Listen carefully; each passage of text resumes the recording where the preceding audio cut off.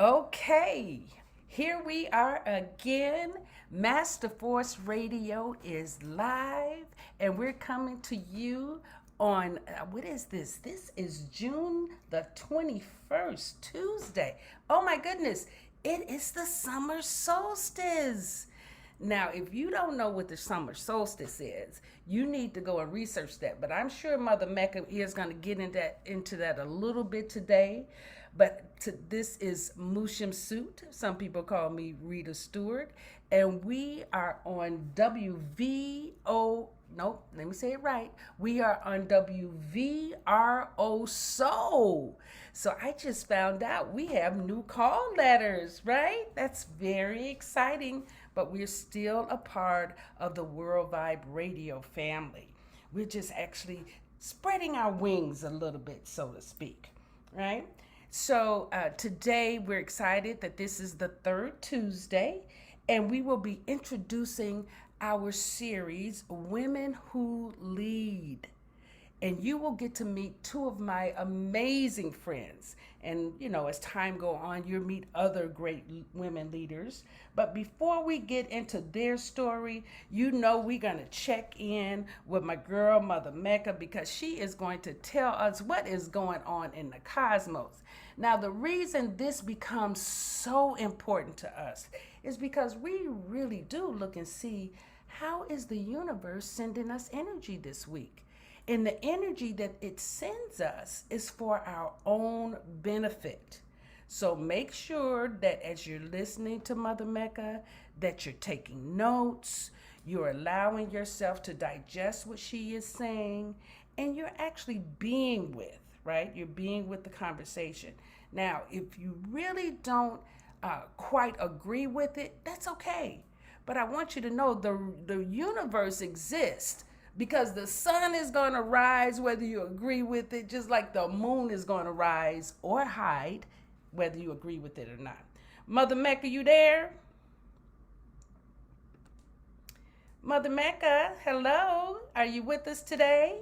Yes, I am. Hey, I'm how are here. Can you hear you? me? I'm well. Wonderful. Thank you for joining us this week. What's going on in the heavens, girl? Tell us what's going on. Can you hear me? Mother Mecca, please. Can, Yes. can you hear me? Yes, love. Okay. Yeah, my phone, it sounded like I couldn't hear anymore. So, it is just the earth and the stars, they're doing their things. And it's something between those two that's going on. When see, it's like the earth and the stars is, it kind of like lifted up. So it's bringing us to a deeper reality than what we've been, experiencing. So I know that people are probably getting downloads, things that's coming to your mind. You may just be walking and then something comes to your mind and you're like, what is that? Or you kind of feel like you hear something that is called a download. So that's coming to us. We're receiving that, and that's coming straight from the universe. I know people, like you said, that may be something people may not seriously believe in, but if you really just take your time with it and listen, it's a lot that you can do with that. So you have to kind of anchor yourself. I know we may not understand what that means or what we can do with it. So I'm going to give some suggestions for that. So when you anchoring yourself, you're getting like down to earth. You're going to get some action going. And so you're able to envision and visualize the things that you're going to manifest. So what I do is to connect with the earth. I may go outside and stand on the ground, dirt, on the grass, and then you just close your eyes and you meditate. And that's even if you use the word prayer, or in singing, or just quiet, which is solitude. And you're able to really listen and feel what's going on around you. There's a physical change in your body that you can really recognize from what is going on in the universe. So I would suggest that you really get familiar with your root chakra. If you need to So say if so the root chakra, if you don't know anything about that, it's easy to just Google exercises for the root chakra, or meditations for the root chakra. And so you play those things. Well, the meditation, you will play that while you're sleeping, because that'll help your subconscious. So that's, and then other things that you can do is like consume grounding root vegetables. That's anything that's made, that's actually planted in the ground, such as beets and potatoes, rutabagas, things like that. And those are root vegetables. Again, if you need to know that name, and that's just really to help you connect with the earth. Our foods and things like that will definitely help you connect. I definitely go ahead. I was going to say that is so exciting because we have been teaching downloading for eons, right? And now Yeah. it's an automatic thing. So everything is Mm-hmm. coming full circle. I love this. And I love beets. Yeah, beets are really, and you know what? As a child, I ate beets, thinking it was cranberry sauce, but it was actually beets, and they're really good for you. If it's kind of difficult to take down a beet, you can mix it with apple juice and carrots, and that really cuts down that bitter taste that some people are not used to. But it really, really, really helped. And then the last thing that I want to say about what's going on is help with the universe, because you may not understand Saturn retrograde, but you can understand how to get through it. So you want to also maybe Google and look for things to help you with your crown chakra, because when we're getting those downloads and where it's coming straight through the crown chakra, and if you don't have that open, you're gonna miss some of it. Yeah, and you could also experience some headaches too, I understand. Oh, yes. Hmm. And that's because, you know, and it really, you see Saturn retrograde is actually different for each sign too. If you so you got to look into your zodiac sign, because I feel like I'm a Capricorn, so Saturn is my planet. Yeah. And I really feel like I didn't notice as much things happening to me in Mercury retrograde than I feel that is happening with me. It's like I'm constantly going to sleep and I'm hearing so much telling me what to do, and like revamping my businesses, things like that. So Yes. it's really playing a heavy part on me, mixing up things, replacing things, things like that. So Wonderful. look into your specific sign to see how Saturn retrograde is affecting you, and that's going all the way to October. So Woo-hoo.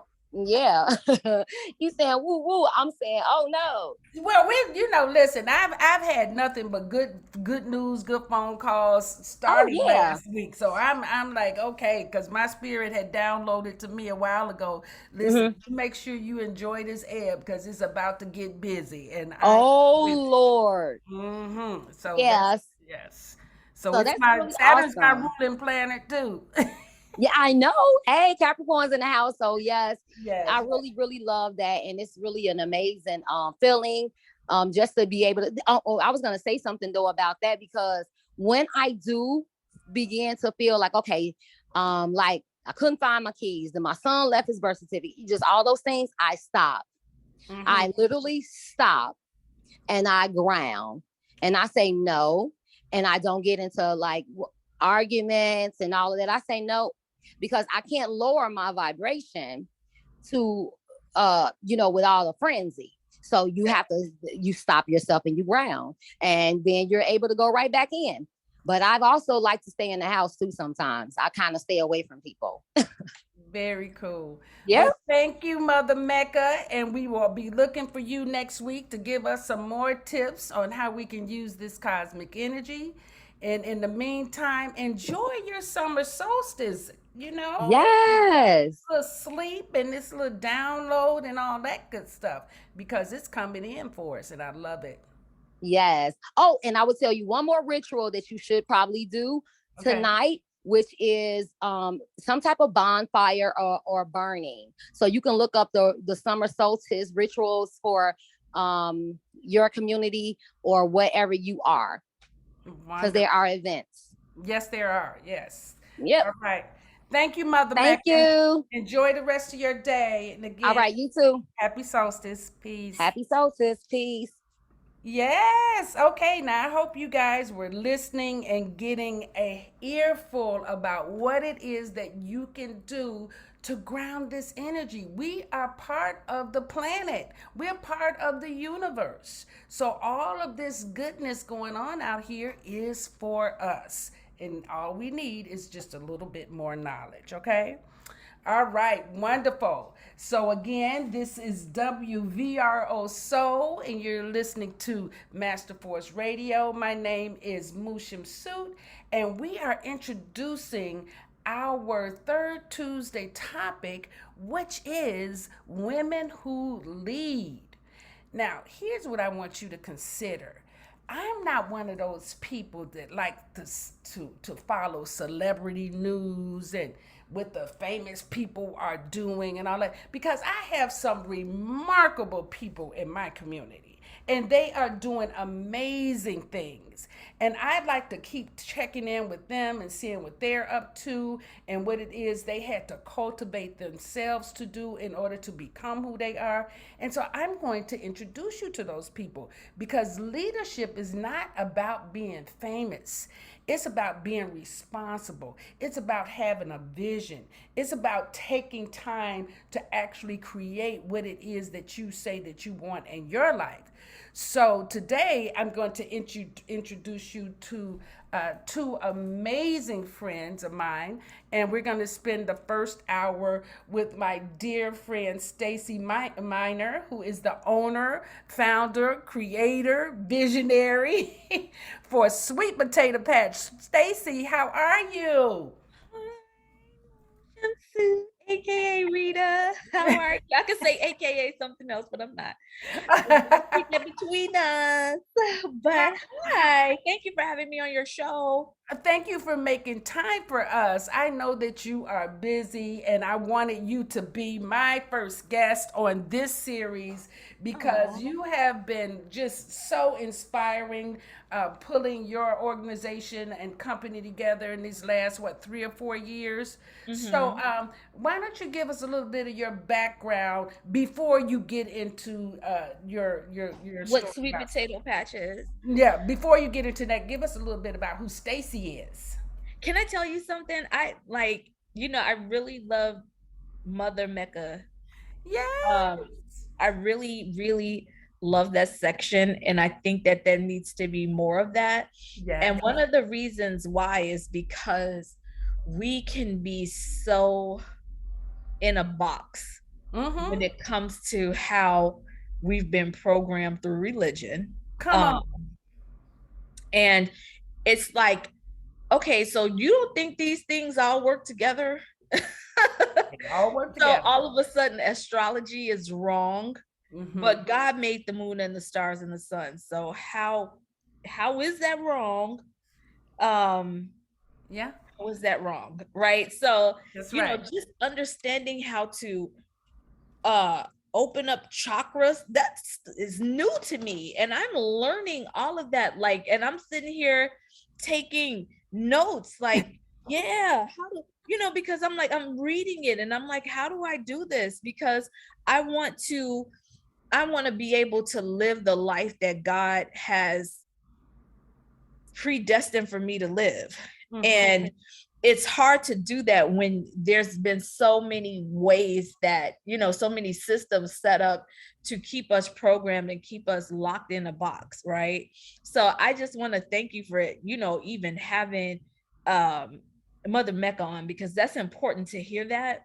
And it's important that we begin to break the chains of slavery, because that's what it is, Mm-hmm. enslave us to think that certain things don't have a bearing on our life when it really does. Well, So it is so great for you to acknowledge that, because that's exactly why we do have Mother Mecca, so that mhm, she can actually inspire people to. That's part of knowing who you are, knowing yourself. yeah, There's a uniqueness. We actually use our birth cards, our yeah, zodiac sign, our destiny cards. That's the coding. That's our yeah, individual coding. That's how we know how each other are flowing. yeah, Okay. And that's what makes us individuals. And we honor that, because that's God says you are divinely and uniquely made. And that's how you absolutely. are, based on the stars and the planets. So we want people to know how to use that energy for their highest good. Yes, So yes. thank you for receiving that. Yeah, I totally received that. I mean, because and it's that thing. It's like, oh, Capricorns are alike. No. Okay, but Mm-mm, you right. tell me, huh? Right. Not really. But it's like, okay, we have similar characteristics, right? But you saying don't believe in horoscopes. No, those are So, all entertainment.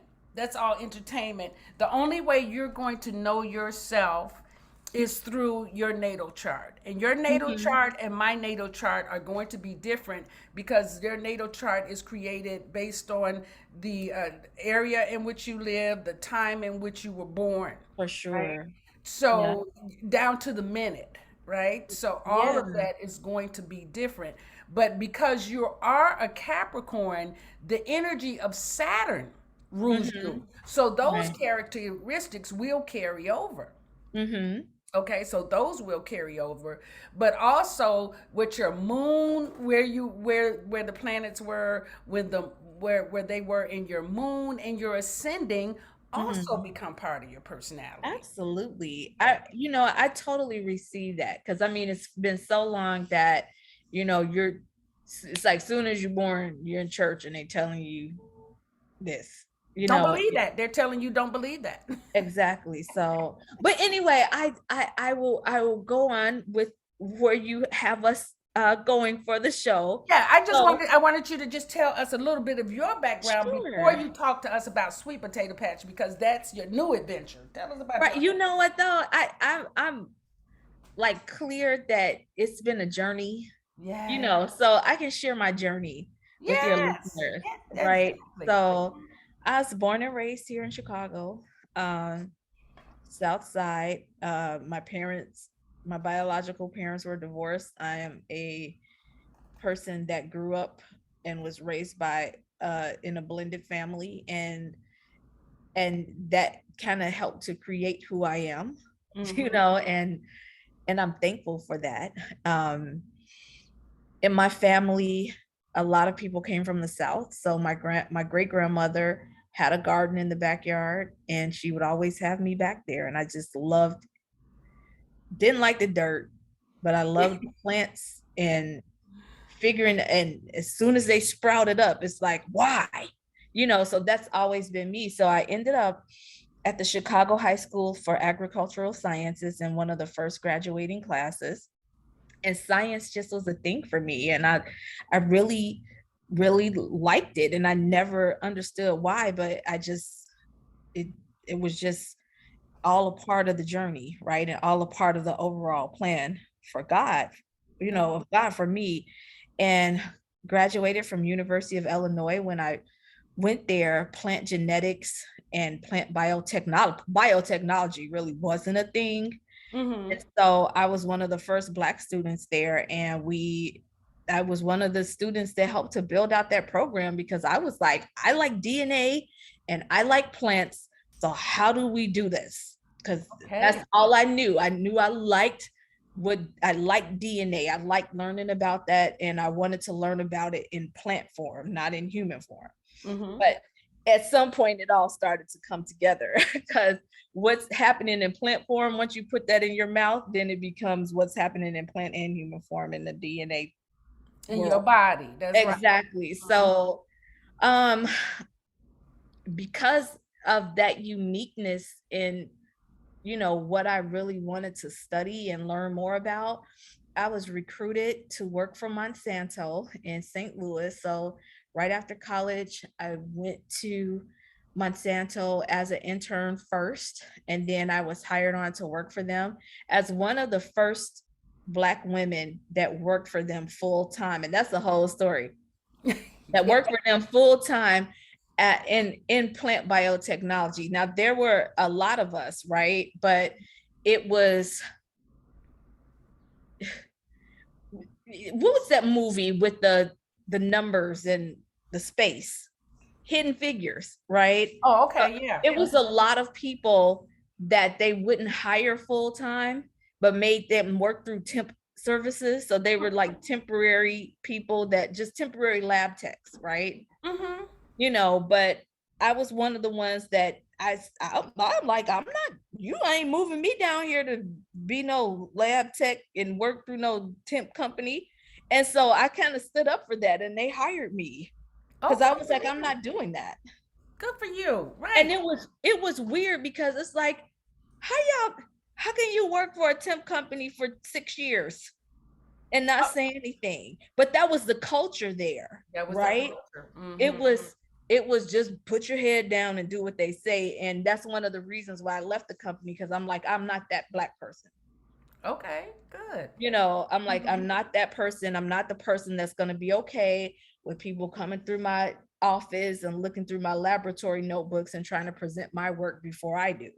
Oh, As their wow. own. Yeah, those were the things that I had to deal with. This was the 90s, and me watching that movie Hidden Figures was like, well, wow, that was in the 60s and 70s. Well, And it's still happening. and it's still happening. And it was, I mean, they didn't say you should be glad you have a job here. Nobody ever said that to me. I'm sure it probably was said at some point, but I don't think they were that bold to say that stuff to me. And I actually was the type of person that was trying to push the envelope, like, please call me something, because I will sue this company on your behalf. So how long did you end up working for Monsanto then? I worked for them for like 6 years. Okay. And at some point I felt like stuck. I remember feeling stuck, like, this is the career I chose and this is the only company that does it. So I just got to stick here, until one day I was just like, I don't have to be stuck anywhere. That's right. You know, one of the things that my grandmother told me growing up was like, hey, you can be anything you want to be. Mm-hmm. Okay. And I was like, okay, Granny, you know, and that just always stuck with me. It was just like, she was frustrated. Like, you don't have to be in this box. You don't have to be who your mom tells you you have to be. You be who God tells you to be. That's right. Or who God made you to be. Mm-hmm. And I moved like that. And so I left Monsanto because I saw them laying off people. Like, it was like, okay, we're going to lay you off right before it's time for you to be eligible for retirement and stuff like that. I thought it was terrible. I thought it was terrible that they had people laid off and then made them come back to work to work in some mobile home and get outplacement services. I'm just like, why can't you just work from your own computer? And this stuff that they're teaching you how to write this resume is whack. And you shouldn't say this in interviews. You should say that. And so I like that part, right? Mm-hmm. And it was like God moved me into that part. I was like, I want to help people get back on their feet after a company has slammed them. Okay. Right. You know, and laid them off. And that's how I ended up with Challenger Grand Christmas, because I was doing it for my friends and I was successful. In between going to Challenger Gray, I started my own business. I knew I wanted to have a flower shop. So I, you know, it's like Sam Walton, you know, I started a flower shop. I had a nationwide vision, but that just wasn't it. And God gave me a vision of having a scientific company, a food company, and a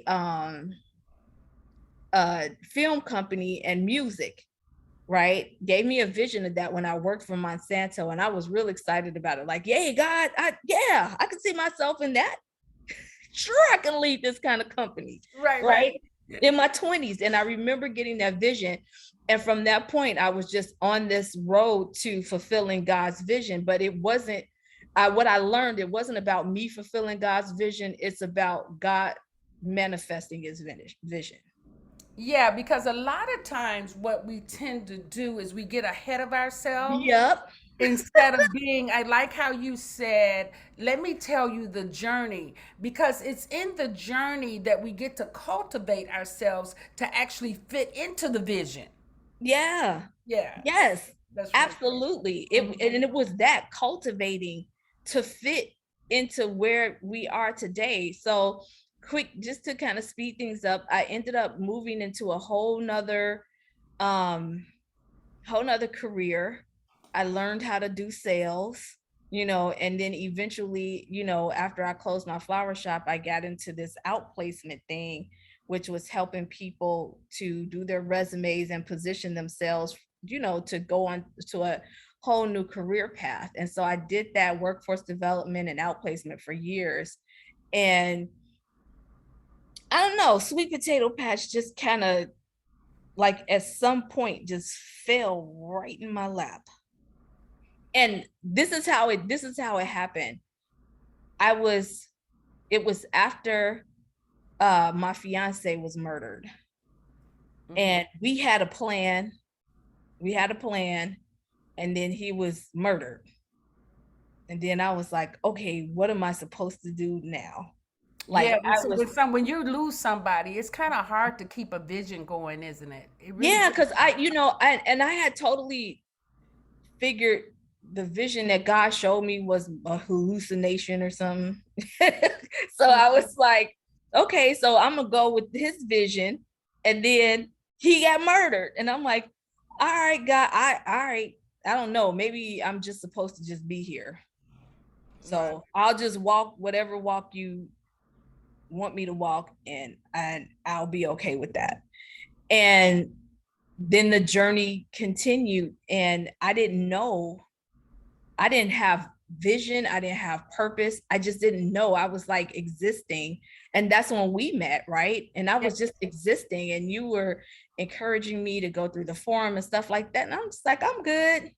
Oh yeah, I was just existing. Yes. I was like on autopilot, right? Seriously. And I wasn't clear. I thought that I was going through the grieving process properly. I thought that I was doing a whole bunch of different things the right way, but I was just on a journey, and I realized that now it wasn't about doing things properly or in order. I was just on a journey, and in that journey, I kind of was in a desert place where I just didn't know, and I was just existing and going along with stuff, right?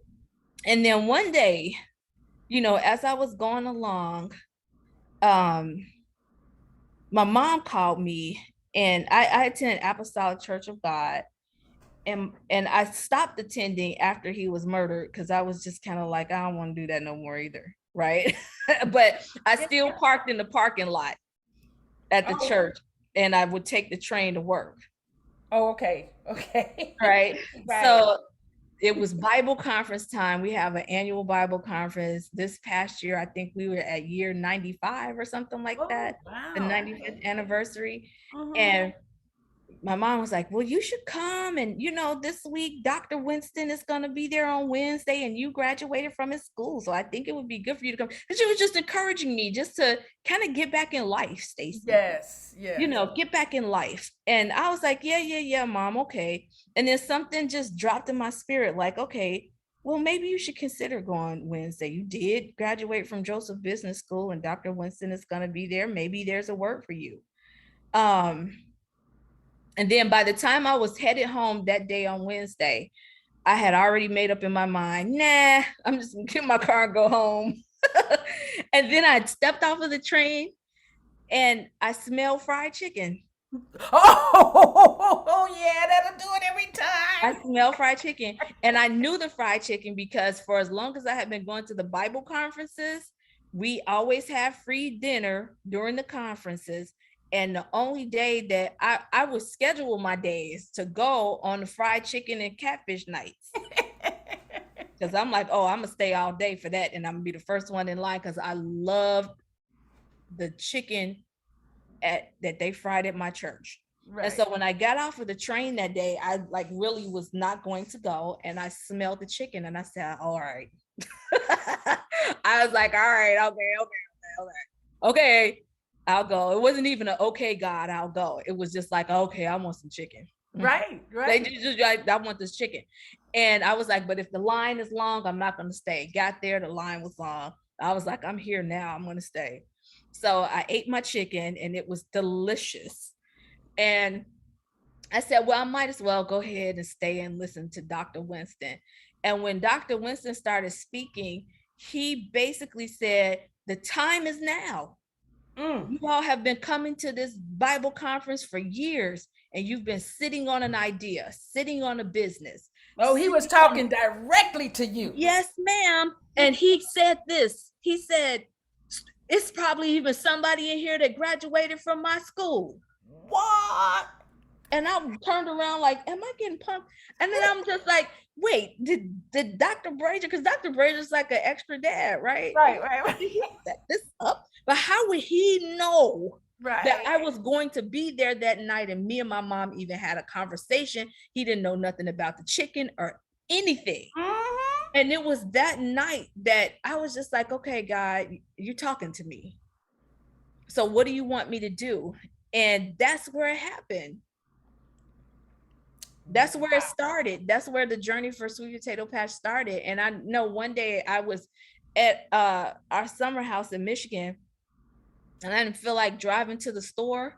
And I was like, man, too bad they don't have Peapod here. But then I started looking because for years, Peapod didn't deliver in the hood. And I just happened to look, and they started delivering in my old neighborhood. I was like, wow, after like 100 years, they're delivering in our neighborhood.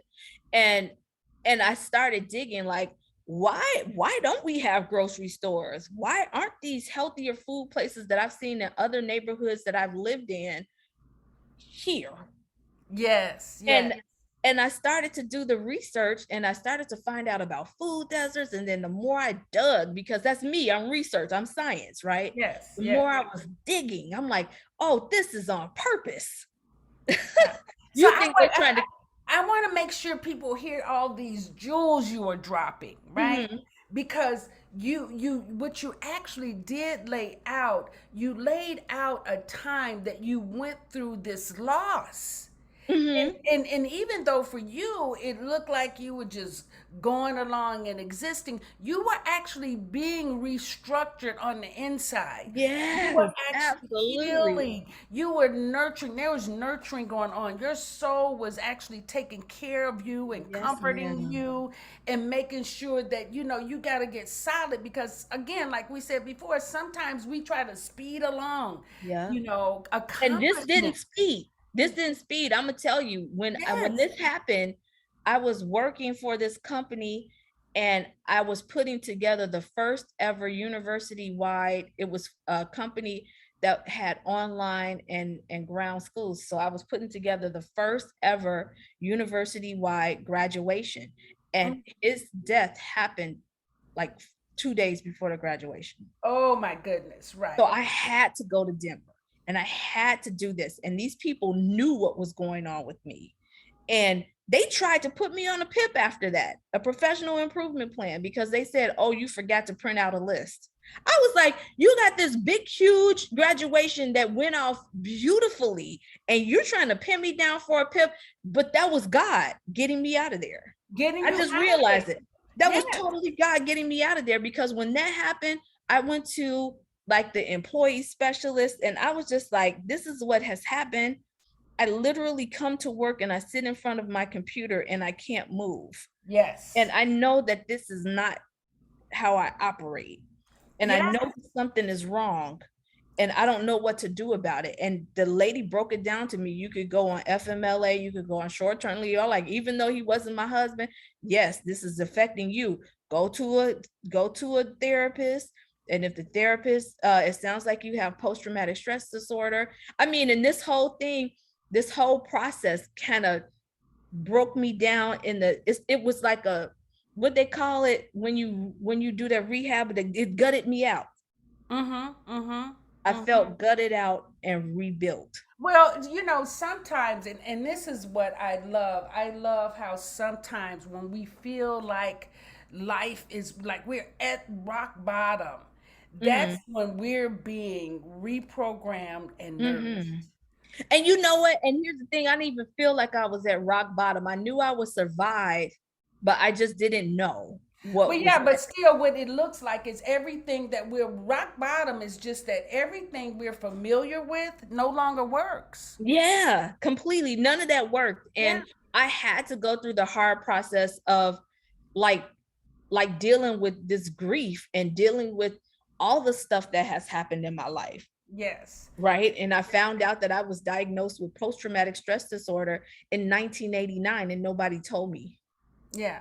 So now, you know, the other jewel that you dropped that I thought was really fabulous, you just demonstrated what Mother Mecca said about downloads. Mm-hmm. So the download, you know, so even though your mother said, you know, you should come and you thought about it, the Mm-hmm. smell of that fried chicken. I mean, Yep. all you got to do is think about those cartoons when that little Yeah. freight finger is saying, "Come with me," and Yes. That's exactly how it was. And here, this is what's going to freak you out even more, right? uh, That fried chicken, I have been eating it for years, right. right? And then you fast forward past all of this, right? And here comes COVID, Oh right? And yes, so my church has to close down its kitchen and it has to lay off people that worked in the kitchen. because you can't serve food. Exactly. And this little old lady that worked in the kitchen, she used to tell me where to get the bacon they had there and everything. So she was my friend. So when they laid her off, me and the pastor spoke to the cafeteria people and we said, okay, this is what my company is doing. We're manufacturing food, entrees, and we need help. So I know that the church has to lay people off, but we can hire them.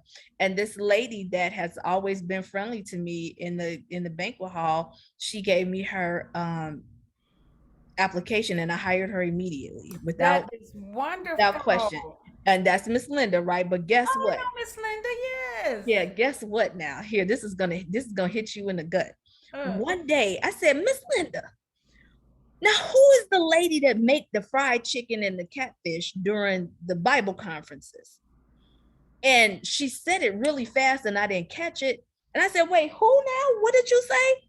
And she said it was me. you I was had like, Miss Linda, you make the fried chicken and the catfish? She said, I've been frying chicken and catfish at this church for over 40 years. oh, Miss Linda, see And there? I almost cried because I told her the story about smelling the chicken. Yes. And it's like now she works for Sweet Potato Patch. And that's what makes what we do so Okay, now amazing. wait a minute. People, we wait that way because Right. People like, what is Sweet Potato right, Patch? right. So let's tell people Sweet what Potato is Patch. sweet potato patch so they can get on board with us. Tell people what sweet potato patch does. So Sweet Potato Patch is a pharmaceutical company. It's not a food company. It's not just a regular food manufacturing company, but we create food items intentionally so that to help to heal people, specifically targeting areas that have been blighted by access to healthy food. So, quote unquote, the food deserts. That was our target. Our food is for everybody, but it's culturally sensitive, but it's healthy. Right. Mhm. So, we create entrees for people to eat all week. We serve, we have nice, huge contracts that God has blessed us with. Serving pregnant moms and serving seniors, and in the middle of that we are a part of studies to show the healthcare industry that you are what you eat, and Yes. if you eat right, it's going to shift these chronic illnesses that people are dying constantly from in food deserts, like from heart disease and diabetes. If you eat right, if these healthcare companies encourage eating right, then we take that study information, all that data to the state, And then the state then says, here's what we need to do. And then federally, it says, here's what we need to do. We need to shift. And it's big. We need to shift from drugs, right? And make food our medicine, because it is. Exactly. And for Sweet Potato Patch to have started 2017, 2018 as an idea, and now be on the cusp of influencing healthcare at the state and federal levels is just amazing. There's a bill out in Illinois that was just passed, and I spoke on the side with Governor Pritzker. It's Illinois Senate Bill 967. And this is a bill that encourages the state to spend more money making sure pregnant moms, prenatal and postnatal, have the right nutrition. Absolutely. I believe I saw that presentation. It was on the news or something, but I do remember seeing you speak on that. Yeah. I mean, and just to be, I sit with my advisors. One of them is Dr. Brazier. And I'm just like, I don't like dealing with all these politicians and stuff. He's like, what you're doing is amazing. And if these organizations want to make you a part of building out policy at a federal level that will trickle down and affect people at the state level and the local level, as one of your advisors, do it. This is a charge. This is you inside changing the way we do things in America around healthcare. And God is using you to do it. So don't sleep on that. Don't sleep on that. And so it's taking you all the way into where you, like you said, you have these lucrative contracts now that are just coming in because people realize that they need your service. For sure. And the moms are healthier. Yeah, and the moms love it. When I get calls personally from moms, like, thank you. Thank you so much for doing this for us. Wow. It's like, what do you say to that? Yeah, it's almost humbling, isn't it? It's very humbling. It's very humbling. And it's like, what do you say to that? Now that's our story. Yeah, I know, right? But it's like, is being considered a leader important to you? Is that even something that you could call yourself? No. When I read this, I'll say this. I knew when I was younger that I wasn't a follower. I knew, and it was just a part of who I was. I just knew. But for me to run around like, I got to be a leader. That's not me. It's not me, but does it naturally just organically happen?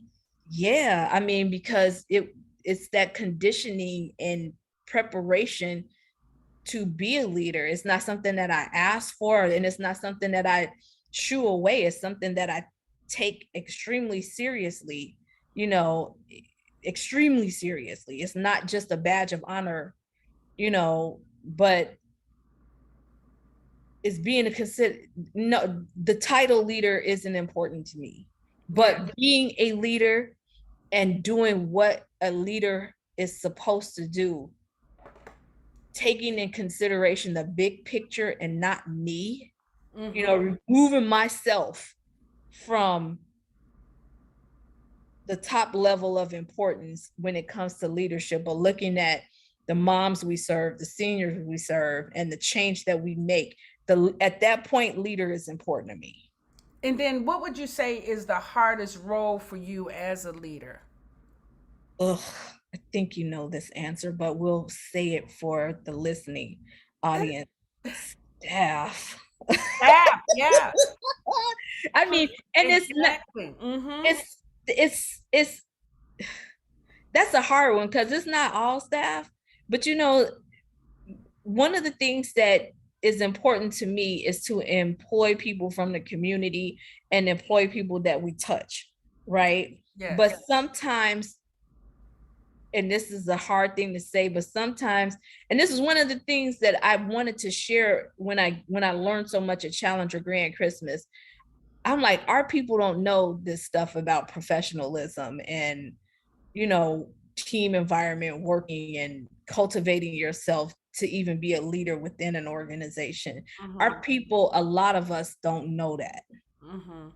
And now to want that in my company, to want people from our community in our company, but that it's just kind of like there was this assumption that they knew how to be professional and not petty and catty. That's the hard part, is That's the hard part. getting them the training that they need to be able to work cohesively together for the bigger picture. And that's exactly what had me create Master Force Training, Coaching, and Development, for that very reason. I actually saw that our people needed training in leadership development. Everybody is a leader, but everyone, they do not all cultivate themselves as such. Right. I agree. So that's the hardest part. That's the hardest part. And would you say that all leaders need to have a mentor or coach on speed dial? For sure. For sure. For sure. Because there are some people that are like, I'm born to be a leader and I know this and I know that. And I will be the first to tell you that I don't know everything. And it can be hard and sometimes it can be scary, but when you have a mentor or coach on speed dial, these are people that they've gone through what you've gone through. They got a t-shirt and a t-shirt business on leadership. And when you have somebody like Dr. Winston or Dr. Brazier, or even, you know, at times a Bishop Jakes, right? To say, girl, you better go somewhere and sit down and eat you some banana pudding and smoke a cigarette. No, but they don't say that. But it's like, child, it's okay. It is okay. Dr. Winston gave me a jewel one day, and he just said it. He was just like, everybody can adapt to change as fast as you can. Yes. So don't do things one thing at a time, because everybody is not, they're not their higher selves, and they're not on a higher dimension. And so it's hard for certain people to adapt to change as quickly as you adapt to change. So to have a coach or a mentor just to say that to you, or, oh my God, I'm freaking out, we have so much business and I'm glad for the business, but I'm freaking out, and him to just look and hold your hand, daughter, your nets are breaking. It's okay. That's a good thing. Now you just got to get all the tools in place to be able to catch the fish. And that grace too becomes so important, that you offer people who are not quite where you are. You know, you actually then become leader and role model, because they can see that there's a gap. But when you can be an example for them to actually emulate, they know that, oh, I can get there. If I can get there. And then they see you offering them this measure of grace. Yes. Like, I can clearly see that we are not on the same level. And instead of judging you, like I was telling my accountant one day, he was saying, I can't believe these people can't fill out paperwork. I'm like, everybody didn't graduate from University of Illinois like you did, dog. Yeah. You know, everybody have not been exposed to the things that you've been exposed to. So everything that you're frustrated at them for not knowing, they haven't been exposed. So now that they're being exposed, it is our job and duty to show them how to do it, and do it the right way. Not get angry at them, but put our arms around them and show them how to do it the right way. It's always training in development. It's always, it's every day is a training day. And for me, I'm like, this is your duty as a human being to give back to somebody that is in a place that you once were in. That's right. Because at some point you didn't know how to fill out employment paperwork. Somebody had to show you. Yeah, and then they curse you out and tell you how dumb you were. No. No, they didn't. Okay, so that's not what you do to people now. That's everybody right. And I have to tell the leaders that we work with the same thing. Yes, have grace. You have to offer people grace, the same grace that you were given at their. Are you okay? Yes, I am. You know what? I'm such a goofy. I have my battery is dying and I'm trying to get on my phone.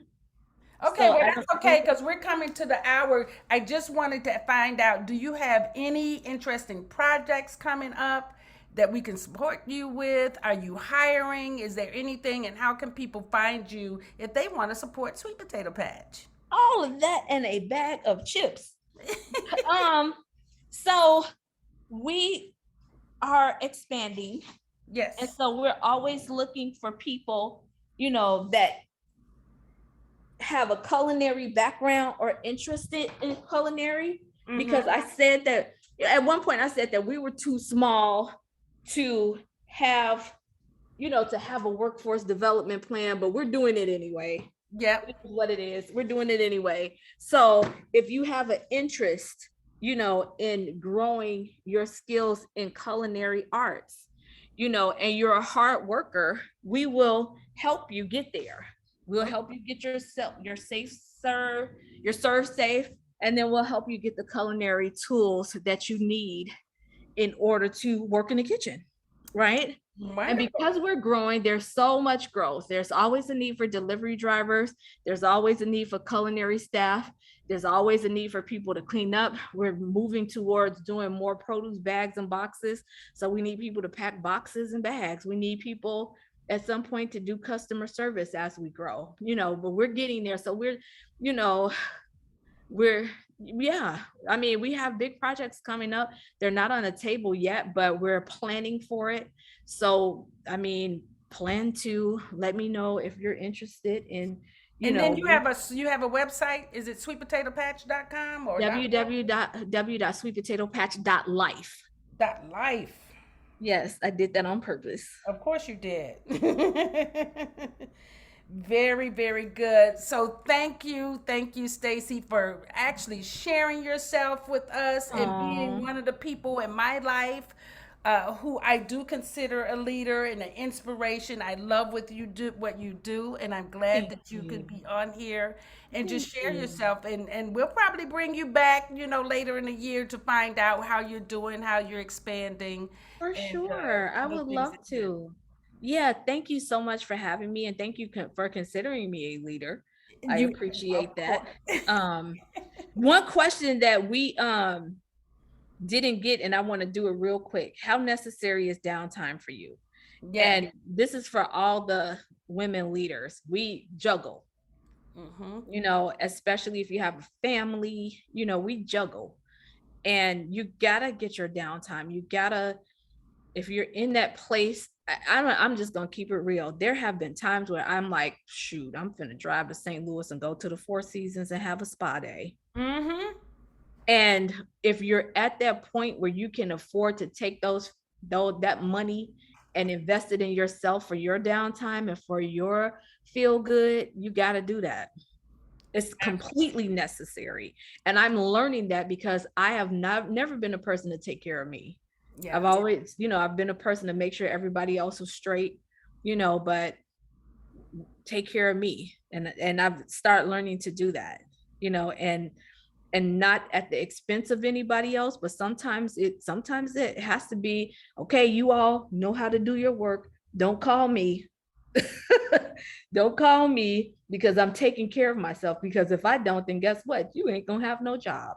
Yeah, so that's right. You have to take care of yourself first because you are the most important person in your universe. Right. And the proof behind that is to look at the journey. If God invested all of this in me and my journey to get here, then why shouldn't I be investing in myself? Hello. I love it. All right, everybody. Thank you, Miss Stacey Miner from Sweet Potato Patch. You guys are listening to WVRO Soul. We are on our third Tuesday of the month, and we are listening to Women Who Lead. I hope that you were able to capture those jewels that Stacey left us with. And, really, we have to honor that when we're going through the journey, it is taking us someplace. even if it seems like we're not going anyplace in that moment. And that's why I wanted to introduce you to my friends who I consider leaders. And so the second person who's going to join us is someone who, no matter what she's doing next, she is calling Miss Rita. And I be like, really? That's what we doing now? So let me bring on my friend, my master force coach, and somebody that I just love to listen to. I call her Dr. Xavia Fox, but Hey, hey, how are hey, Miss you? Rita. Thank you for joining us and being on this radio show, Master Force Radio, because Yeah, I've been on your radio show, I believe, for the past year. And before that, I was on your other radio. we getting towards the year. Yep, we're definitely getting there. And I'm always excited about your show. And I'm so glad that you agreed to do my show because you are definitely one of the staples that everybody tunes into to get grounded. You have that mellow, spiritual advice for everybody. Not even advice, but insight.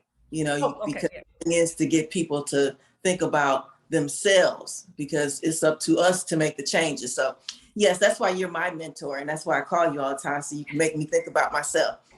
Very cool. So I want people to get to know you a little bit so they can know why I love you so much. So just give us a little bit of background about yourself before we start talking about yourself as a leader. Okay, well, I'm a little special. Yes, you are. I'm absolutely a people person. I've been in hospitality forever. Um, my passion is shows and events. So I'm into broadcasting, media and events, broadcasting and planning and hosting events. When I met Miss Rita, I was going through my first heartbreak, and I did it publicly on Facebook, and that gathered a following. I got a following, and I was really surprised because that's not exactly what I thought was going to happen. I just thought I was going to vent and use it kind of as journaling. However, they say that your skill or your talent will make a space for you.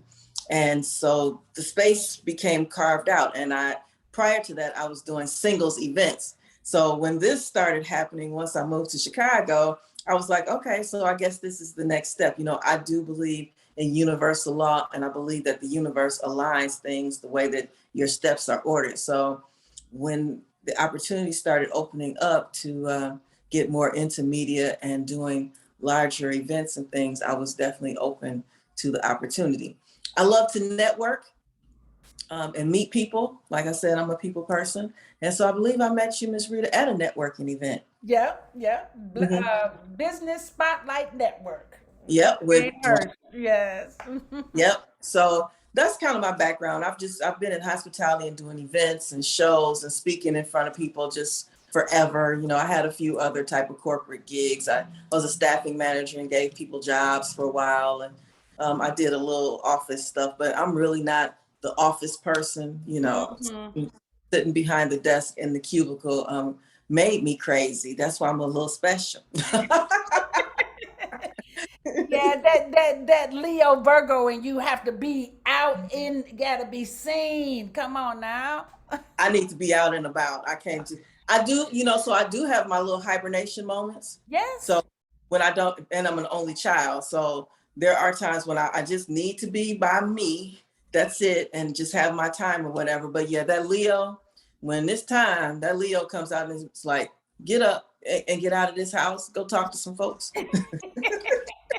That's exactly right. And then and you're talking with people, you actually introduce them to so many different things. I remember you went to some event, and I had that week talked about trying to find some vegan wine, and you went to an event and you're like, oh, here's my friend, he makes vegan wine or something. And I said, look at this. Yeah. Yes. And you know what? That's one of the things that I love to do. I guess that's why I love networking events, because I love meeting people and connecting them with other people who need them. I actually did a matchmaking service for 3 years. That's a little more difficult though. Yes, it is. Yes. But yeah, as far as networking and stuff though, if I know someone because I know a lot of people. So if you need this and I'm out and about and I find somebody that does that, it's like, oh, I got somebody I need to introduce you to. And that's actually why the special guest interviews on the radio show is one of my favorite things to do, because I interview so many different people that do so many different things. And I love doing blind interviews. So I've interviewed people that somebody just said, you should interview this person. Wow. I send them an inbox and say, hey, do you want to be interviewed on this day? You can talk about what you do, blah, blah, blah, blah, blah. And they say, yeah. I don't ask them any other questions. Oh, that right, because that's the fun. You get to know them as everyone else is. So you need to have a little bit of a surprise. Yes, it is a surprise. And the thing about it is, because I don't know anything, then I ask all of the questions that someone who does not know them would ask. Yeah. You know? So yeah, and I have a little agenda of questions that I do ask, so I make sure that I cover all the good stuff and give them a chance to speak about their business, because it really is about promoting small businesses. I've been a small business owner for over 20 years now. So one of my passions is promoting small businesses.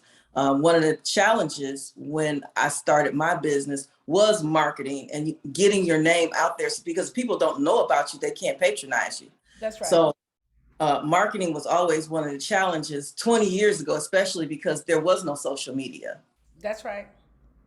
So we actually had to send out mailings and make sure you had business cards and posters. And flyers. That's right. Make sure that you're at all Boogers, that's right. Right. The networking events and things of that nature, because it wasn't quite as easy to get your name out. Now you have millionaires that pop up off YouTube. I'm like, how did this 12-year-old do this? It's so fascinating to watch, isn't it? Yes, it is. Like, they have a totally different set of opportunities than we did. But I'm really happy about it. It's good to see that the money is now spread out a little bit more. Yes, I love that too. People have opportunities, and more people of color have opportunities. Yes. It's a great thing. So now, in the conversation of leadership, is being considered a leader important to you? I am so not into any kind of title. Right. It does not matter. I'm helping a friend of mine out here in Milwaukee who owns the Black Chamber of Commerce. Uh-huh. And so he's doing business cards. And he says, what do you want your title to be? I said, you know what? As long as you send me that money, you can put whatever you want. Whatever you want to call me. You can put whatever you want on the check. Right. My check is right. I'm good with all the rest of it. So, even when you told me the topic of this show, I was like, a leader? Okay. All right. I guess that could happen, So now if I know, and that's the same, and that's exactly why I did ask you and Stacey to be my first guest, because you do leadership, but you don't consider yourself leaders. And I wanted people to see that there is a natural way of being, and that leadership is really just being responsible in your own life and forwarding your own mission. Yes. And when I was looking at the agenda, one of the things that I think is super, it has to be present. And I, on the other hand, don't believe everybody is a leader. And so when I did work in corporate America, one of the places that I worked at was the Hyatt, and they always said, and they have a really amazing training program for their managers. I was in management then. They have a really amazing training program. One thing they said is, you have leaders and you have worker bees. There are people who do not want to be in leadership. They're not going to put out the energy or the effort. They don't want to do it at all. Yes. And I saw that firsthand, because my mom actually was not a leader. She was offered with promotions on her job. She did not want to learn anything new. She did not want to be responsible for anybody else. She wanted to go to that place, punch in, do what she needs to do, get off work, and mind her business. Mm-hmm. And there are people like that. And, the Hyatt calls them worker bees. I just say, I just don't think everybody, because the leader has the vision. Yeah, and so what my statement really means is everybody can. So it's like a choice. Those that wanna, because you what you were saying is that your mother was making a choice. Yes. She said, I don't wanna. And there was a time in my life that in corporate America and being hired as a manager, and they kept wanting to promote me, but I didn't want to be promoted at that time because I had young children. And I wanted to be available to my children. And then as my children got older, I did, take on more responsibility. But again, that was a choice. Yes, you were a leader in waiting. You was waiting for the right moment. Well, My mom yeah, never. that's right. Yeah, she and I think too, that's the personality too, right? Yes. Because each of us Yes. are born into. We were talking about that earlier when Mother Mecca was on, and just speaking about there's certain ways that each one of us are born. And the energy is different for everybody. So being that I was born inside of that dynamic of leadership, it's very natural. But I can still choose not to.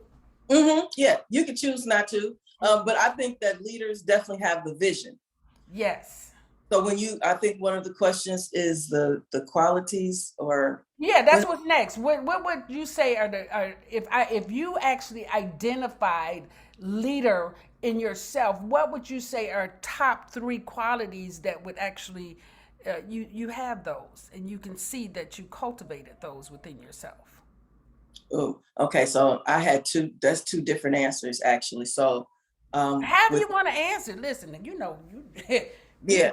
So So for me, I'm gonna say what I believe are the top things that need to be in a leader in general. okay. Yes, come on. And I've said it a couple times, but a leader needs to have the vision. The leader has to have the vision. Now I'm not a Bible scholar or any of those things, but Noah and Moses and all those people, they were given the vision, and then they put people in place, but they had the vision. The second thing with a leader is being able to identify those on their team, because it's always a team effort. Because you are the one with the vision, you cannot attain that vision without the team. Otherwise, you really gonna be crazy. You're gonna be more special than I am. But so it's about putting the people in place, the proper people in place, and then empowering them. That's right.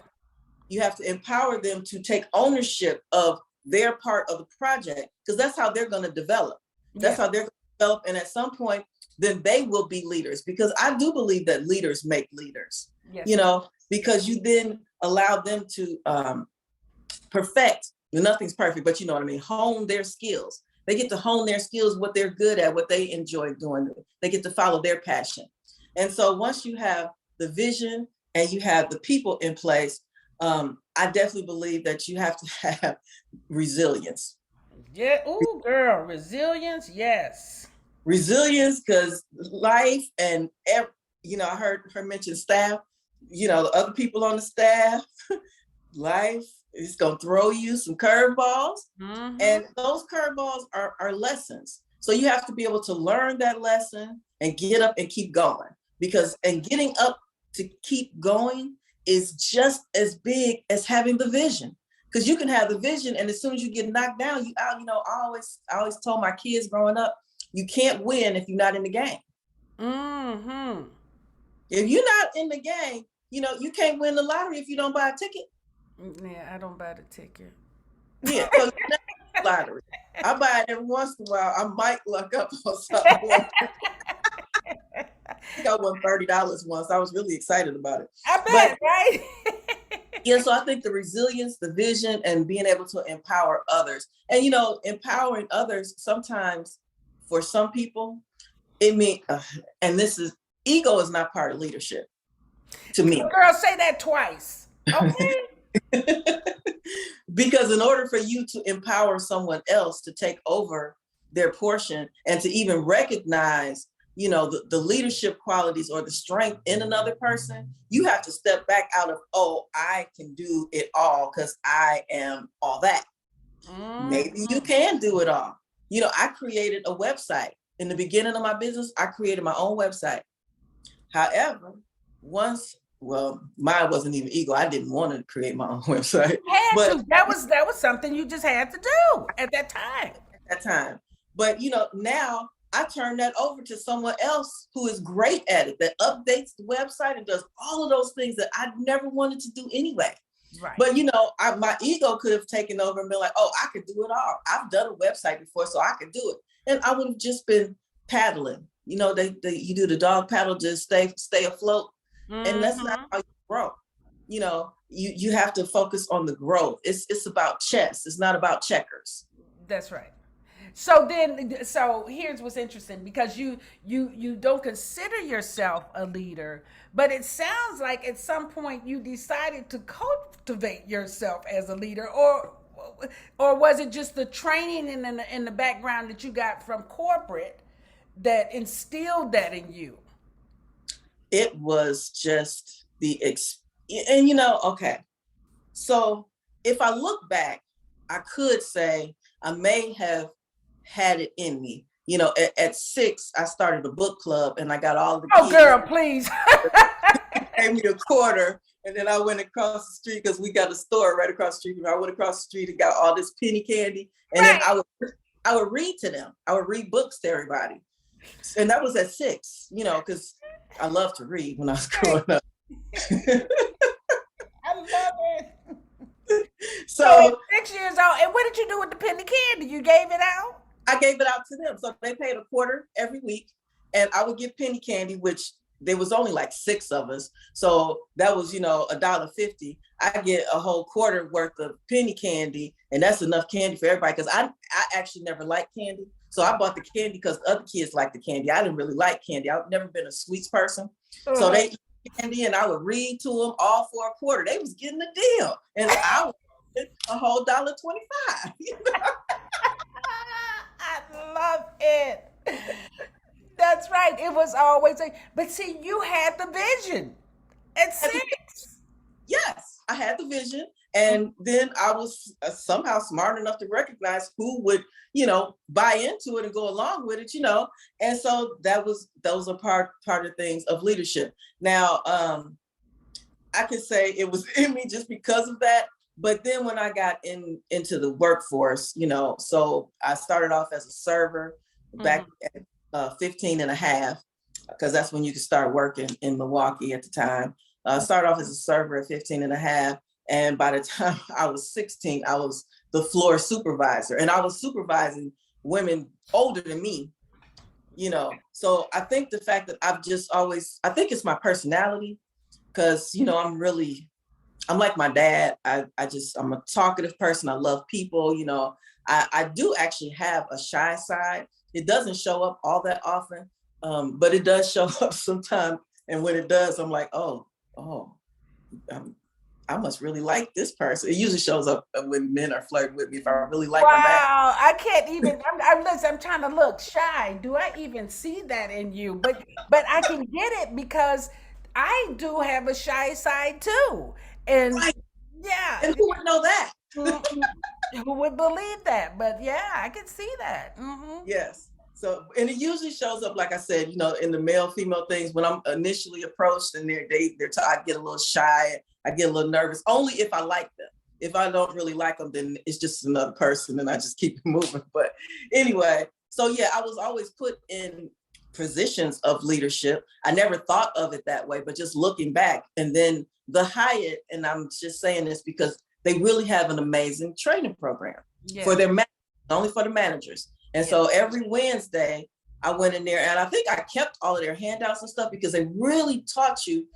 They hired psychologists to do the whole thing of managing people and personalities. We were learning to manage personalities. And it was just a wonderful experience. And I took that with me throughout life. They tell us, because accountability, that's another thing leaders have to have. Gotta have accountability. They told us that if something goes wrong, it's the manager's fault. Because you either hired the wrong person or you scheduled the wrong person for that job. That's what you do. And so it's your fault. So, when something goes wrong, my supervisor is not going to the people that messed up. It comes straight to me. Why was this person doing this? So accountability is definitely a big part of leadership as well. But no, I never have really thought of myself as a leader, but I have been put in those roles even back in corporate America. And then of course, once I started my own business, then sure, I was the owner of the company. I still never did all that CEO and all of that stuff people do. Yes. Because have never meant anything to me. Yeah, I'm with you on that. It's like the labels and the titles is not what make you a leader. Right. Yeah, that doesn't make you a leader. Yeah. Because you can have all the titles and all the money in the world and you still can't lead a fly out the window. You know? Absolutely. Absolutely. You can't even find the window yourself. You don't have a Yes. You really can't. But I really would like to hear if you could tell. So suppose there's someone listening and they would like to develop leadership qualities because, like you, I also, Motorola, early in my career, I was an IT consultant for 20 years. And Motorola sent me to management school, and I would say the same thing. They had an off the chain training for managers, and it seemed like every month they were sending me to some new program, some new school, and I was like, oh my goodness, we need this information in the hood, And that's how I actually began to develop my own training and development company, so that we could develop leaders in our community. But if you're looking in, I know you don't consider yourself a leader, but I do. I consider you a leader. And as you talk, I'm sure you can see. I was really flattered when you invited me on this topic. I'm like, wow, okay. Well, yeah, because every time you do something, you say, okay, Miss Rita, listen, I'm such and such. That's right. That's Are you right. available? Because this is what role I would like you to play. Yes. That's right. So that's what a leader does. Right. So absolutely. So what would you recommend for people who may not have gotten corporate positions like us, but still would like to develop themselves as leaders? So, first of all, I don't necessarily think becoming a leader should really be the goal. I truly believe that people are good at what they love to do. Yes.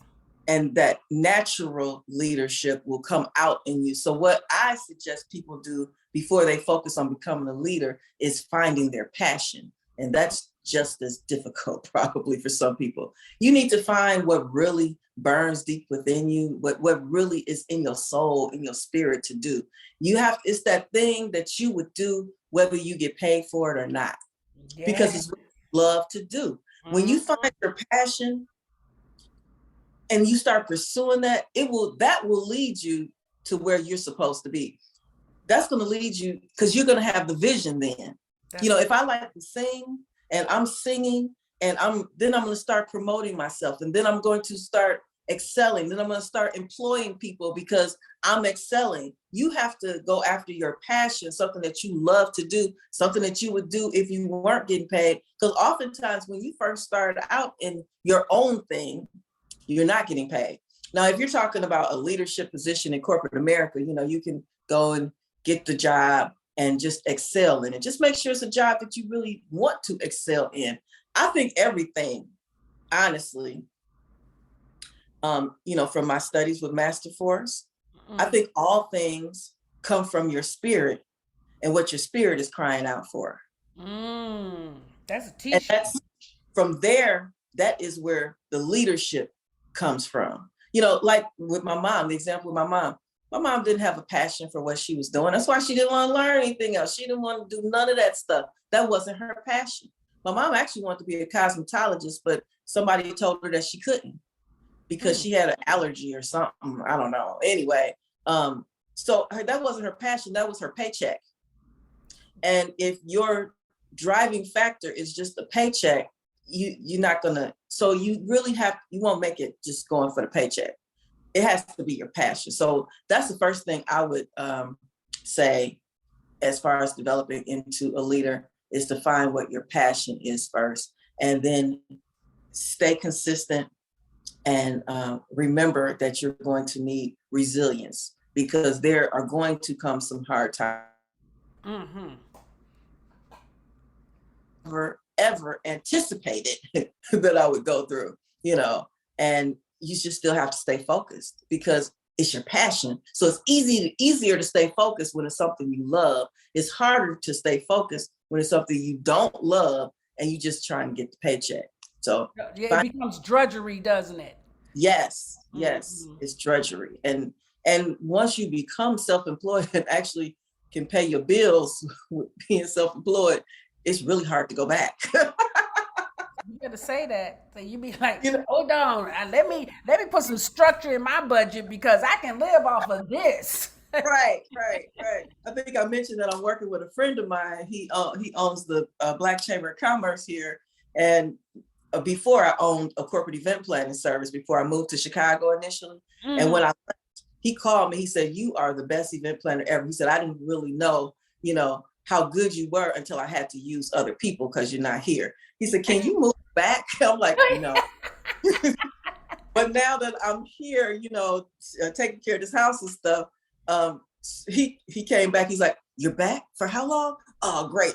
We can work together again." I said, "Listen," he said, "I could give you a salary." I was like, "Oh, that's great. But listen, I'm not coming to no office and I don't need you checking up on me." I'm like, "You know what I do. So just let me do what I do. Tell me what you need." Because for me, it's still a business. It's still my business. He's just kind of got me looped in to his business. So that's what I'm saying. You have to find your passion. I wouldn't do that. Even if I didn't love what I do, I wouldn't do that just because he was offering me a salary. Oh, yes. Yeah. I can't accept a paycheck just because that's what you need. Mm-mm. Yeah. Mm-mm.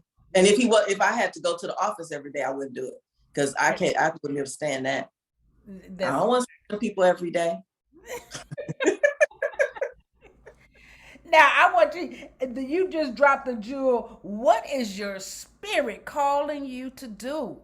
I mean, that's a t-shirt right there because that is really when we get clear about our own blueprint.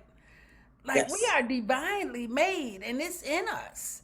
It's just that we get programmed at a young age to, listen, just go for that paycheck. What you gonna be when you grow up? You don't know what you're gonna be when you grow up. You're still discovering yourself.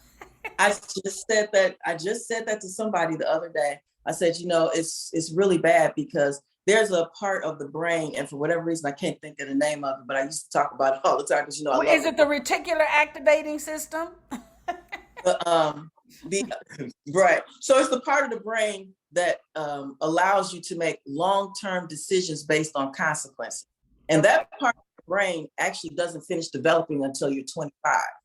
So it's really hard when we take our young kids at 16, 17, and 18 and then have them decide what they're majoring in college. They have no idea what's even out there. Yeah. Yes. And we don't nurture them based on the skills and talents that we see that they have. Parents are all parents previously. I'm not saying parents now. Hopefully parents now are getting more into nurturing the young person that they have in front of them and not making them into the young person that they want them to be. That's a whole problem in itself because our parents tell us, "Oh, you're going to grow up and be a doctor because they make $500,000 a year." And that kid may not want to be anything near. That kid might want to be, I don't know, a painter. Right. That kid could have great artistry skills. There's a lady at this venue I went to the other day, and her art, Miss Rita, is amazing. Wow. It's amazing. It's textured. So I don't know how, but so if the person has hair, she's got the little fuzzy stuff on it. If it has lips, like she has some way that she makes the lips come off the canvas. Ooh, and look like lips, like it's perfect. Oh yes. I don't know how she does that, but it's amazing. And this is her, you can tell it's her passion and she's nurtured it because I would never even think of doing that, but I would hire her to do it, and this is what I'm saying, if you are a leader, you have to recognize that different people have different skills, and some people think that, I'm just the greatest, so everything's got to be focused on me and they can't give any credit or credence to anybody else because they don't want to be overshadowed. It's that crab in the bucket thing. Yes. But yeah, I think that the kids definitely need to be nurtured and not made into what somebody else has decided they want to be. We've all been stagnated by that to some degree, I believe. I do too. And one of the reasons we actually teach the curriculum that we do at Master Force is because we believe it should be taught in elementary school. It's like you should know, who what planets rule you, and what your the energy of your birthday provides, and what you should be eating because you have that. You know what I'm saying? It's like this is for longevity. This is not just for so the curriculum is mostly designed for worker bees, but everybody is not a worker bee, right? So That's true. yeah. So yeah, very cool. So now, if you actually had to say what is the hardest role as a leader, staying in that mindset, what would you say it is? Would it be inside of staffing, like Stacey said, or finding the right people to do the right roles, or developing people, or? I would say that staffing is probably one of the biggest challenges. So, and I'm going to say that based on this experience, on my journey to where I am now, because I spent many, many years in hospitality and food service and events and things of that nature. So at some point I got into staffing different venues and had a training class, so I'm hiring people. I'm giving them a job. I worked for a temp to perm agency, right? So I'm giving people jobs and they really want, the full-time job. Is like, okay, well, this one is a temp to perm. So, if you work here for this long. And so then, and this always baffled me. They come, you didn't ask them to come, they come, right? They ask you for a job. You give them a job because they asked you, they came, they asked you for the job. And then when they get the job, and they knew what the job was, because let's face it, food service, hospitality events, that's not rocket science. Right. There's some food on a plate and you're going to have to get it to a person. And, that's how that works. And, it's there for some hours throughout the day, right? Right. However, when they get the job that they asked for, that they came for, then they complain about it. So my question was always, if you did not want this job, because there's nothing that surprised you, if you did not want to do this job, why did you come down here and apply for this job and ask me for this job, and I gave you the job, and now you complaining because you need to be at work at 6 a.m. and that's a typical food service type start time. Yeah. So yeah, I would say staffing. And again, why it is? It's because they're doing it for the paycheck. That's exactly what I said. Listen, they didn't want the job. They wanted the paycheck. So they don't want to do what it takes to get the paycheck. And they think they're going to change it so that they can still get the paycheck, but on their terms. Right. Right. And I have heard all kind of excuses, but yes, I had this one lady, listen, I'm staffing banquet servers. It's black pants and a white tuxedo shirt. Somebody broke in her car and stole her uniform. No. This is what she told you. Yes. Oh, okay. And you said? I said, really? Some black pants and a white tuxedo shirt. So I guess they got the job. They must have a job as a servant if they got in there and stole that. Because where are you wearing a tuxedo shirt? So did you end up firing her or what? Just helping her replace it? Well, so it's a temp agency. So what I would do is when they would tell me outrageous stuff, because I had like 687 employees at the time. Oh, baby, that's a lot of overhead. Yes. Yeah. And I worked for a staffing agency. I was the staffing manager. So it wasn't my overhead, but we was making really great bonuses because we was like the #1 staffing agency here. But since I had so many people, I had my favorites, but what I would do when my favorites started acting up was I wouldn't put them on an assignment for a few weeks. So they'd be sitting at home. they be sitting at home or they have to figure something else out, but they start calling, how come I haven't got no assignment? I said, well, you don't have no uniform, do you? You ain't got no uniform and you ain't been to work, so you got no money. So I wasn't sure what was going on. I'm going to get a uniform. And I'm like, yeah, you go get that uniform that you told me got stolen. Okay. And did she go get it? Because, yeah, it's like... I don't know where she got her uniform from, but she told me to put her back on the schedule. And I didn't have no problem with her after that, because she knew it didn't get stolen. And I made it clear that I knew it didn't get stolen either. You just didn't want to go to work that day. So you didn't want to go to work that day. You left me hanging, which I wasn't really hanging because, again, I had other people I could call. You left me hanging. So I'm going to let you go ahead and sit and think about that stuff, So, yeah, it would definitely be staffing. Staffing is definitely interesting. Yeah, it really is. And I was thinking of the years I had a hotel. I was part owner of a hotel. And the turnover rate for the housekeeping, the bartender, the waitresses, the kitchen help. Yes. And here I literally had been inside of a conversation of training and development already for several years. But what was missing is, really, what is the piece where you can determine what is this the role this person should be in? That's why we use the destiny cards, because it's like, yeah, you can't use no Queen of Spades as your housekeeper. She's not gonna be with you very long. Right. Right. However, you could start her out in that position and have her get to know herself and have her get to honor who she is. And once that honor comes around, then she can move into another position. So sometimes it's like really having something in place that you can see, okay, you're not going to be here that long.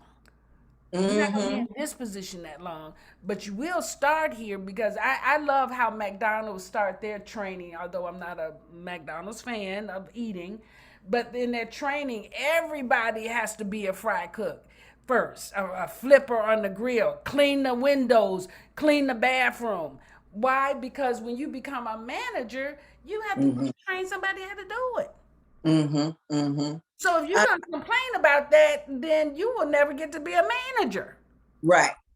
And that's how it is when you start your own business. That's right. Like, I had to do a website. I had no desire to do a website. But I had to do the website. And, I find that in my own personal business, the turnover rate, because it's not their passion. So during COVID, I got lucky because everybody was home. So I had an opportunity to hire. At one point, I had 2 assistants. So I could get a whole lot of stuff done. I got ahead of the ball, Good. Yeah. That gave me an opportunity to kind of, look into some other things that I want to get into as well, because all of the admin stuff was already being handled. Right. However, because I cover different things, I have the media. So, I have the radio show, I have the podcast and all of that. And then I have the events, and I have, of course I do the getaways, and I have other little things. I do the brunches and stuff that I do as well. And on the lower key, I also dabble in real estate. So I would have, people doing various things. And I don't know if I just picked, I don't know if I picked the wrong people, because they seem to be quite responsible people, or if I just do so much and I don't realize it. I don't know which one it is. Yeah, it could be both of those. But before we continue, let me remind everyone that you are listening to WVRO Soul, and we are talking with Xavia Fox. She's one of our speakers for Women Who Lead. This is the third Tuesday, and every third Tuesday you will be listening to Women Who Lead. And we invite you to actually come back next week when we will be having a conversation about what men say. Ooh. Yes, with our friend Samir Ali. Oh Lord. Yes, what men say. And so we're listening to Xavia Fox today, because what I want people to realize is that it's not just the Oprahs in the world, and the Zanas, and the Mariah Careys, and the, Beyonce. That's not what I consider leaders. Their personalities. They're brilliant in what they do, but I want to talk to the person right here that I can reach to and look to, and who can be inside of a conversation of being a role model. So you'll be meeting many of the people in my world who I consider women who lead, and they actually inspire me too. Okay? Now, the question is, as a leader, do you think leaders need to have mentors and coaches on speed dial? Well, I got yours on speed dial, so I guess my answer is yes. I hope I'm not the only one. You are my main one. So I am one of those people. When I was into the church, one of the things that Bishop Darrell used to tell us is that you have to be careful where you get your information from. Yes. As I have watched people, some people are on an ego trip. They're on an ego trip, and some people, they're how do I say this? They need more than mentoring, yet they are still sometimes in a position to mentor other people. Can I say that? Yeah. They themselves, right. Mm-hmm. Yeah, I did say it. So I don't necessarily, I watch people first to see, how are they running their lives? Now, they don't have to be doing, perfect and everything, because nobody's perfect. But I watch how they handle their struggles. I watch who they are interacting with.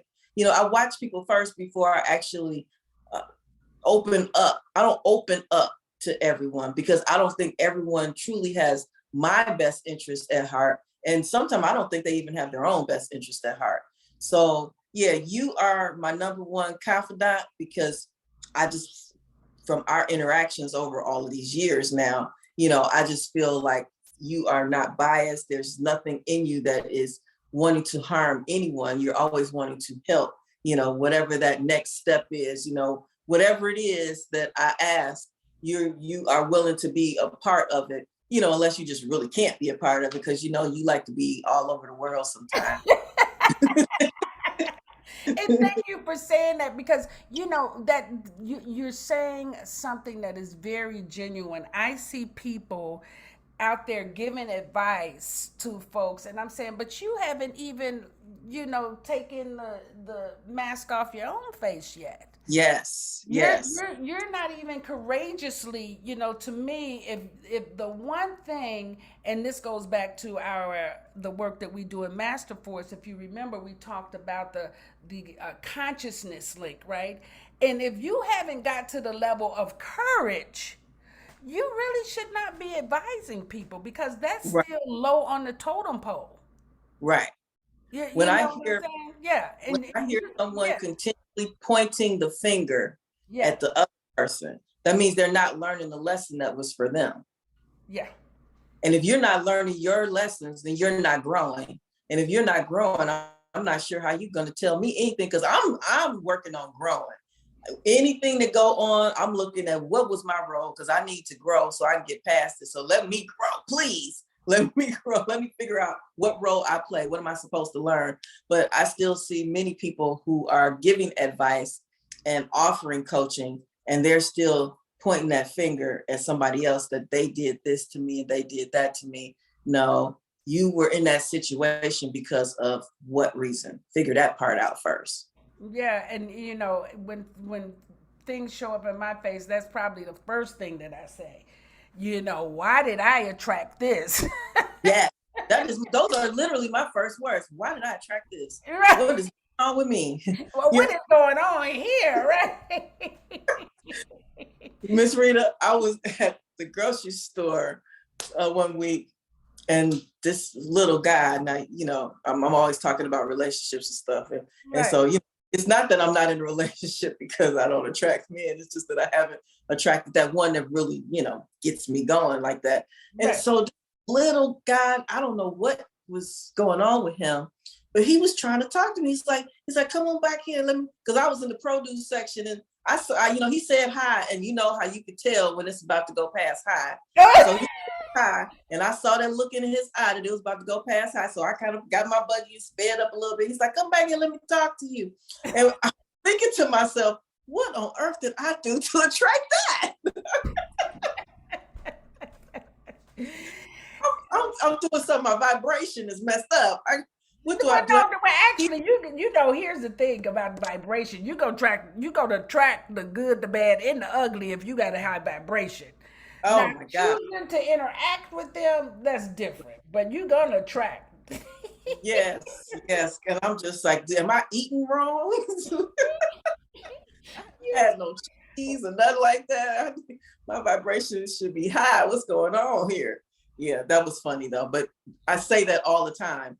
And, I tell my kids, because, my kids are grown, but, your young people, they definitely want to blame someone else so that they don't take the blame themselves. I'm like, no, anything that you're in, if you're in it, you made a decision to be there, and you have to figure out why you made the decision to be there. Did you ignore a flag? You need to learn the lesson, because if you don't learn the lesson, then you're not going to grow. And if you're not growing, you're stagnant. You're not stagnant. You just standing right there. Yeah. Move. and that's a great point, because a lot of times people keep doing the same thing over and over, and it's like, if you don't see your own pattern, all you gotta do is stop. Wait a minute, didn't that just happen in my last relationship? Yep. My last 10 relationship? Absolutely. It's the same person with a different name, because you still refuse to learn what it is you need to know about yourself. Because people will tell you in a minute, oh, it taught me about people. Oh, no, your universe ain't trying to teach you about people. Universe is teaching you about yourself. Absolutely. And that is exactly where I focus all the time. That's what I tell other people. When I do coach people, which I don't do private coaching anymore. I will do group session, but I don't do private coaching anymore. But when I was, I would let them tell me their story, and then I would reel them right back to, okay, well, let's look at why you were there. Let's look at what role you played. And the thing is, one lady I was coaching, she stopped when I started showing her the role that she played. She just stopped. She didn't want to do it. Oh yeah. When I'm working with clients all the time, when you start the conversation inside of introspection, they can't handle that. Nope. And that's the first step. And I was talking to someone recently, and I said, listen, even before you take on therapy, you have to learn how to be introspective. You have to be willing to look inside yourself for the answers. Otherwise, that therapist will have you come and talk to them for the rest of your life. Yep. Or taking some pills. Or you just totally, because that you're using therapy now as a comfort, as a blanket. And that's the difference, right, between coaching and therapy. We like, we getting to the root of the matter. We going in, and we getting rid of you. We don't want you. Right, exactly. We don't want you hanging around here with us this whole time. Purpose for this. We're gonna achieve this goal, and we're gonna keep it going. And that's what vision is about, Oh yeah, I love that. So then even in your work and what you do now, and because it sounds like you have projects going on, even though you're working with the guy in the Chamber of Commerce, how important is downtime for you? Oh, absolutely important. It is important, and your body will tell you. And so I'm holistic, and so I'm definitely in tune with my body. So when something feels different, I'm like, okay, what we doing here? Did we sleep wrong? Okay, we need to stretch. So every day, meditation and stretching is part of my agenda. So that's an everyday thing. I'm gonna take some time to stretch this body out, because I'm not 20 anymore, even though I might look it. But anyway, even though I'm not 20 anymore, so I'm gonna stretch this body out and keep everything moving. But even more so than that, I'm doing the hot tub. That's one of my favorite things. I need a jacuzzi in my life, at least a month, preferably more than that. I left the gym because of my own personal reasons with the COVID and stuff. And so I haven't gone back to that yet. But generally, I was getting into the jacuzzi after my workout. I work out, every day I'm out at the lakefront getting my walk in. Those things that keep your body and your mind healthy and strong. Those are the things that I focus on. A lot of people leave their TV on all night to sleep because your brain is so busy. Because I was one of those people, and I did it because my thoughts, I had so many thoughts. And when the TV was on, I couldn't hear all the confusion going on in my head, around the noise. And then when I learned to meditate, now I could turn off everything and lay in complete darkness if I choose to. And I can still go to sleep. Because before I couldn't go to sleep without the TV. It was just too much noise in my head. Mm-hmm. So many thoughts. I didn't know how to calm them. But meditation and then stretching is just good for your body and your circulation. I love to travel. So whenever I get a chance to hop on a plane and head to Dallas and see my babies, then I'm gone. Whenever I get a chance to hop on a plane and head to Miami and lay out on the beach and have a sip on a cocktail or whatever, I'm out there. Heck, when I get a chance to head on over to Chicago and go to the Pier 31 and get some house music, I'm there, So downtime is just as important to me as making my vision move forward. It's just as important. Those two things go hand in hand, because here's the thing. Your health is your real wealth, okay? Mm-hmm. Because what we know is if you don't have your health, all the rest of the stuff don't matter. So you can run around here and work yourself to death and make yourself sick and make all this money so that you can pass it on, because you won't be able to enjoy it. Or you can sit there and look at it in your bank account as it dwindles down, as you pay the doctors and the nursing homes and the home care professionals and all that kind of stuff. So it really depends on what's really important to you. And logically, downtime is to keep your mind, your body, and your spirit healthy. Mm-hmm. Those things have to be solid and intact. Otherwise, what else you got? What else you got? So, A bunch of money. so did I hear you actually say that granny time is part of your downtime? Oh yeah, I love my grandkids. They're so cute. I don't know how this happened. I don't know how it happened, but it was that first boy. See, we hadn't had a boy born in the family in over 40 years. Wow, what? So, yep, my oldest grandson is the first boy that was born in the family, and I was ecstatic when he was born. And then my oldest daughter, because she was married then, and her husband didn't have any kids, and so they turned right around and had a second one really quick, because the first one, they told her, she was going to have another baby, because she was already, I think she was 34 when she had the first one, and she was 35, 36 on the second. But they told her to go ahead and have another one if she's going to have the other one. Mm-hmm. So she had what's called Irish twins. So they're 11 months apart. Mm-hmm. So cute, Miss Rita. Oh my goodness. And then my youngest one didn't have her first one until she was 28. Right. So I was sitting there waiting like, girl, is you going to have a baby?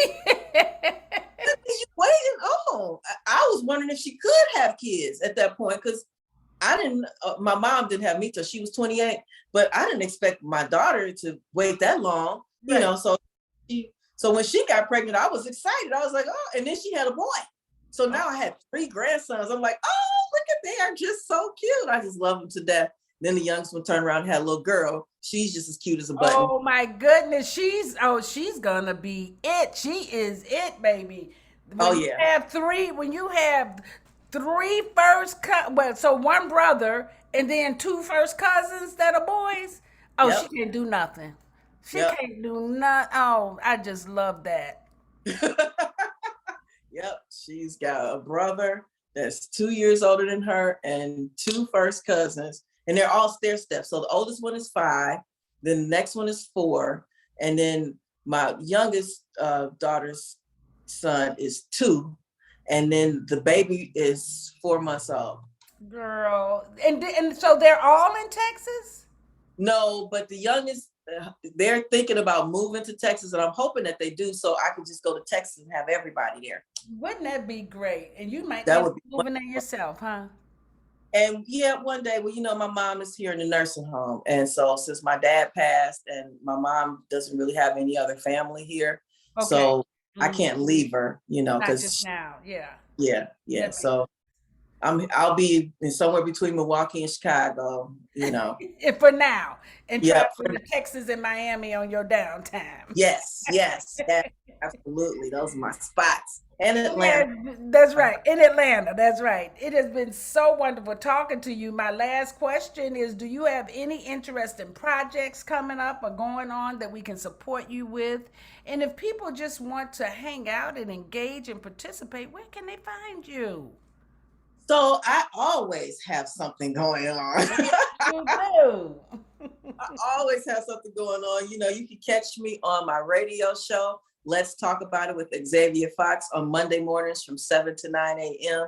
and Thursdays and Fridays from 12 to 2. And you can either download the Astute Gentleman Radio Network app in the apps, or you can go on my website, xaviafox.com/radio-show, and you can catch those. You can also go on the website and check out any of the other shows that you've missed up to this point.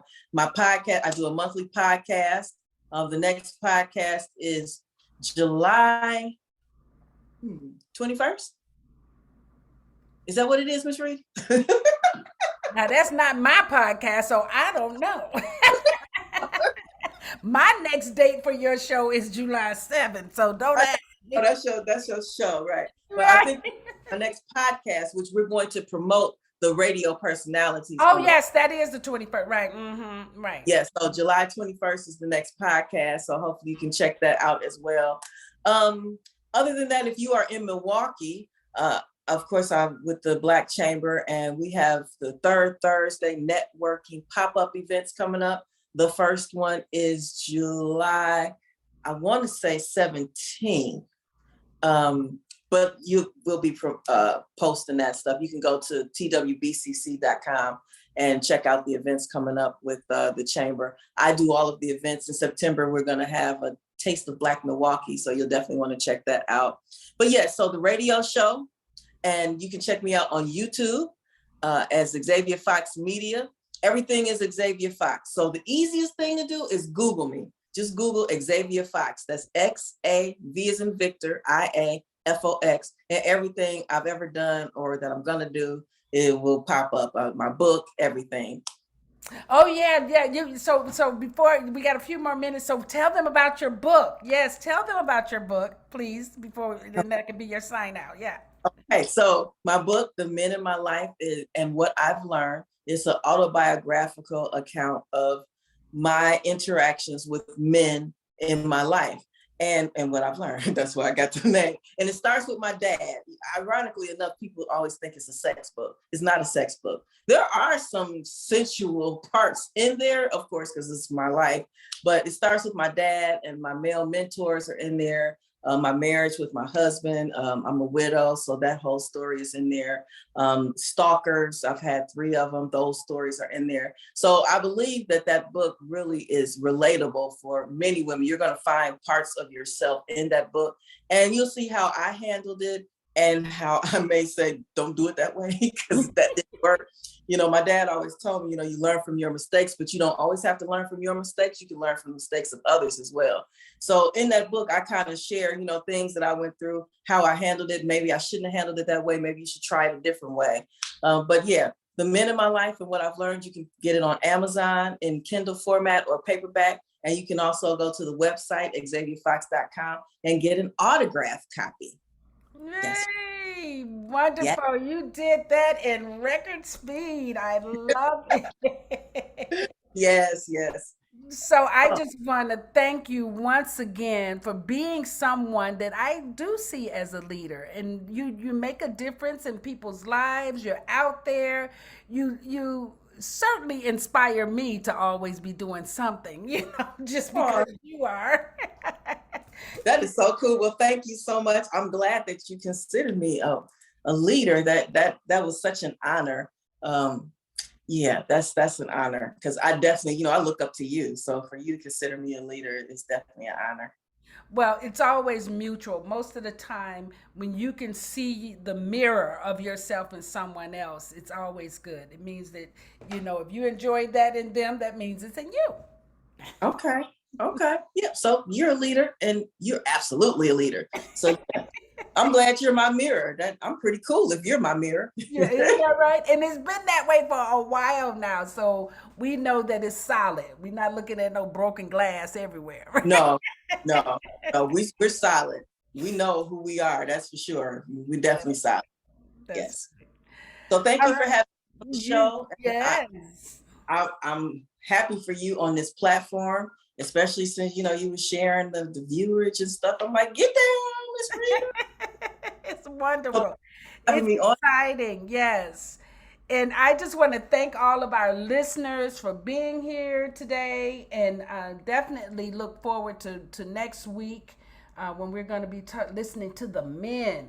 And we're going to find out. So every fourth Tuesday, we will be talking to our brother kings and letting them share their wisdom with us and insights. Our goal is to really come together and realize that we're all here for each other. We do not have to fuss about it. We don't have to prove anything, but we do want to listen. So tune in next week. We're going to be here at 10 a.m. on the West Coast, 12 noon on the Midwest, and then 1 p.m. on the East Coast. And that's WVRO Soul, coming live from Master Force Radio. Thanks for listening, everybody. Take care. See you next week. Peace.